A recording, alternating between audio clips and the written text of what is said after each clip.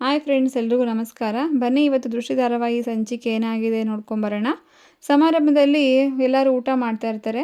ಅಲ್ಲಿ ಒಬ್ಬರು ಅಜ್ಜಿಗೆ ಊಟ ಬಡ್ಸಕ್ಕೆ ಬಂದು ದೃಷ್ಟಿ ಹೇಳ್ತಾಳೆ, ಅಜ್ಜಿ ನಿಧಾನವಾಗಿ ಕೂತ್ಕೊಂಡು ಊಟ ಮಾಡಿ, ಹಬ್ಬಕ್ಕೆ ಹೇಳ್ಬಿಟ್ಟು ಹೋಗಿದ್ದಾರೆ, ಎಲ್ಲರೂ ಜನರೆಲ್ಲ ಸಂತೋಷವಾಗಿ ಊಟ ಮಾಡಬೇಕು ಅಂತ ಹೇಳಿದ್ದಾರೆ ಅಂತ ಹೇಳಿದ ತಕ್ಷಣ ಅಜ್ಜಿ, ಏನಕ್ಕಮ್ಮ ಹಬ್ಬಕ್ಕ ಅಂತ ಹೇಳ್ತೀಯಾ, ಪ್ರೀತಿಯಿಂದ ಅತ್ತೆ ಅಂತ ಕರಿ ಅವ್ರನ್ನ ಅಂತ ಹೇಳ್ತಾಳೆ.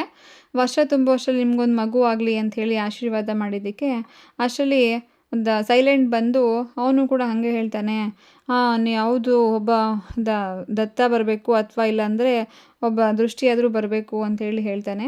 ಈ ಕಡೆ ನೇತ್ರ ಬಂದು ನಿಂತಿರ್ತಾಳೆ ಅಲ್ಲಿ ಒಂದು ಮೆಟ್ಲನ ಮೇಲೆ. ಅಲ್ಲಿ ಚಿನ್ಮಯಿ ಬಂದು, ದೇವರೇ ನನ್ನ ಕಣ್ಮುಂದೆ ಬಂದಾಗಾಯಿತು ಅಂತೇಳಿ ಹೇಳ್ತಾನೆ. ಏನಕ್ಕೆ ನಿನ್ನ ನೋಡಿ ಕಲಿಬೇಕು ಈ ಥರ ಫ್ರ್ಯಾಂಕ್ ಎಲ್ಲ ಮಾಡೋದನ್ನು, ನನಗೆ ಗೊತ್ತು ನೀನು ಏನಕ್ಕೆ ಬಂದಿದ್ಯಾ ಅಂತ. ನಮ್ಮ ಅಣ್ಣ ಈ ಥರ ಫಂಕ್ಷನ್ಸ್ ಎಲ್ಲ ಮಾಡ್ತಾ ಇರ್ತಾನಲ್ಲ, ಆವಾಗ ಬಂದರೆ ನೀನು ಅದಕ್ಕೆಲ್ಲ ರೆಕಾರ್ಡ್ಸ್ ಎಲ್ಲ ಮಾಡ್ಕೊಂಡು ಹೋಗ್ತೀಯಾ, ಅದಕ್ಕೋಸ್ಕರ ನೀನು ಬರೋದು ಅಂತೇಳಿ ಅವನನ್ನು ರೇಗಿಸ್ತಾ ಇರ್ತಾಳೆ. ಆಮೇಲೆ ಈ ಕಡೆ ಚಿನ್ಮಯಿ ಕೈ ಬಿಡು ಅಂತ ಹೇಳ್ತಿರ್ತಾಳೆ. ಆದರೆ ಕೈ ಹಿಡ್ಕೊಂಡಿರೋದು ಬಜರಂಗಿ ಅಂತ ಅವಳಿಗೆ ಗೊತ್ತಿರಲ್ಲ. ತಿರುಗಿ ನೋಡಿದ್ರೆ ಬಜರಂಗಿ ಕೈ ಹಿಡ್ಕೊಂಡಿರ್ತಾನೆ. ನಡೆದಿರೋದು ಪಾಟೀಲ್ ಮನೆ ಫಂಕ್ಷನ್ ಅಂತ ನಿಂಗೆ ಗೊತ್ತಿದೆಯಾ, ಬಂದಿರೋರೆಲ್ಲ ಊಟ ತಿಂದಿಗೇನೆ ಬಂದಿರಲ್ಲ, ಎಲ್ಲರೂ ಮನೆಯವರೆಲ್ಲರೂ ಜನಗಳು ನೋಡ್ತಾ ಇರ್ತಾರೆ, ಸ್ವಲ್ಪ ನೋಡ್ಕೊಂಡು ನಡ್ಕೋಬೇಕು ನೀನು. ಇವರು ಎಲ್ಲರ ಮುಂದೆ ಈ ಥರ ನೀನು ಕೈ ಹಿಡ್ಕೊಂಡು ನಿಂತಿದ್ರೆ ನೋಡಿದ್ರೆಲ್ಲ ನಮ್ಮ ಬಗ್ಗೆ ಏನಂತ ಅನ್ಕೋತಾರೆ, ದತ್ತಾಬಾಯಿ ಅವರ ಮರ್ಯಾದೆ ಏನಾಗುತ್ತೆ ಅಂತ ಹೇಳಿ ಬೈದಿದ್ದಕ್ಕೆ ಅವಳು ನೇತ್ರ ಕೋಪ ಮಾಡ್ಕೊತಾಳೆ. ಈ ಕಡೆ ಫಂಕ್ಷನ್ ಹಾಲಲ್ಲಿ ಎಲ್ಲರೂ ಊಟ ಮಾಡ್ತಾ ಇರ್ತಾರೆ. ರೂಪ ಕೂಡ ಕೂತ್ಕೊಂಡು ಊಟ ಮಾಡಬೇಕಾದ್ರೆ ಎಲ್ಲ ಅವಳನ್ನು ನೋಡಿ ಸ್ವಲ್ಪ ಅಸಹ್ಯ ಪಟ್ಕೋತಾರೆ. ಏನು ಇವಳು ಈ ಥರ ಇದ್ದಾಳೆ, ಬಟ್ಟೆ ಎಲ್ಲ ಈ ಥರ ಬಂದಿದ್ದಾಳೆ ಅಂತೇಳಿ ಅನ್ಕೋತಾ ಇರ್ತಾರೆ. ಆಗ ದೃಷ್ಟಿ ಅವಳನ್ನು ನೋಡಿ, ನಿಧಾನವಾಗಿ ಕೂತ್ಕೊಂಡು ಊಟ ಮಾಡಿ, ನೀವು ನನ್ನನ್ನು ಕಾಪಾಡಿದ್ದಕ್ಕೆ ನಿಮಗೆ ತುಂಬ ಧನ್ಯವಾದಗಳು ಅಂತೇಳಿ ಅವ್ರಿಗೆ ಹೇಳಿದ ತಕ್ಷಣ ಸೈಲೆಂಟ್ ಬಂದು, ನೀನು ದೃಷ್ಟಿ ಬಾ ಅಂಥೇಳಿ ಕರ್ಕೊಂಡು ಹೋಗ್ತಾನೆ. ಈ ಕಡೆ ಬಜರಂಗಿಗೆ ಅವಳು ನೇತ್ರ ಹೇಳ್ತಾಳೆ, ನಾನು ನಿನ್ನ ತುಂಬ ಇಷ್ಟಪಡ್ತಾ ಇದ್ದೆ, ನನ್ನ ಫ್ರೆಂಡ್ ಥರ ನೋಡ್ಕೋತಾ ಇದ್ದೆ ಆವಾಗ. ನೀನು ನೋಡಿದ್ರೆ ನಾನು ಒಪ್ಕೊಂಡೇ ಇಲ್ಲ. ಇವಾಗ ನನ್ನ ಮತ್ತು ಚಿನ್ಮಯಿ ಫ್ರೆಂಡ್ಶಿಪ್ ನೋಡಿ ಹೊಟ್ಟೆ ಉರಿ ಪಟ್ಕೋತಾ ಇದೆಯಾ. ನೀನು ನನ್ನ ವಿಷಯಕ್ಕೆ ತಲೆ ಹಾಕೊಂಬರ್ಬೇಡ, ಮೈಂಡ್ ಯುವರ್ ಓನ್ ಬಿಸ್ನೆಸ್ ಅಂತ ಹೇಳಿ ಬೈತಾಳೆ. ಆಮೇಲೆ ಹೊರಗಡೆ ಬಂದ ತಕ್ಷಣ ರೂಪ ಕೈ ತೊಳಿತಾ ಇರ್ತಾಳೆ. ಆಗ ಬಂದು ದೃಷ್ಟಿ, ಹೇಳಿ ನಿಮ್ಮದು ಊಟ ಆಯಿತಾ, ನಿಮಗೆ ಮಾತಾಡೋಕ್ಕೇನೂ ಬರಲ್ವಾ, ಎಷ್ಟು ಸಲ ಮಾತಾಡ್ಸಿದ್ರು ನೀವು ಮಾತಾಡಲೇ ಇಲ್ಲ ಅಂತ ಹೇಳಿ ಅವಳನ್ನು ಟಚ್ ಮಾಡಿದ ತಕ್ಷಣ ಇಲ್ಲ ಅಂದು ಭಯ ಪಟ್ಕೊತಾಳೆ. ಅಯ್ಯೋ ಭಯ ಪಟ್ಕೋಬೇಡಿ, ನೀವು ನಿಮಗೆ ಏನಾದರೂ ಸಹಾಯ ಬೇಕು ಅಂದರೆ ಧೈರ್ಯವಾಗಿ ನಮ್ಮನ್ನು ಕೇಳಿ, ಬಳ್ಳಾರಿಯಲ್ಲಿ ದತ್ತಾಬಾಯಿ ಮನೆ ಯಾವುದು ಅಂತ ಕೇಳಿದ್ರೆ ಒಂದು ಚಿಕ್ಕ ಮಗು ಕೂಡ ಹೇಳುತ್ತೆ ಅಂತ ಹೇಳಿ ಹೊರಟೋಗ್ತಾಳೆ. ಆಮೇಲೆ ದೃಷ್ಟಿ ಅಲ್ಲಿ ಹಾಸನಾಂಬ ದೇವಸ್ಥಾನಕ್ಕೆ ಹೋಗಿರ್ತಾಳೆ. ಅಲ್ಲಿ ನಮಸ್ಕಾರ ಮಾಡ್ತಾ ಇರ್ತಾಳೆ.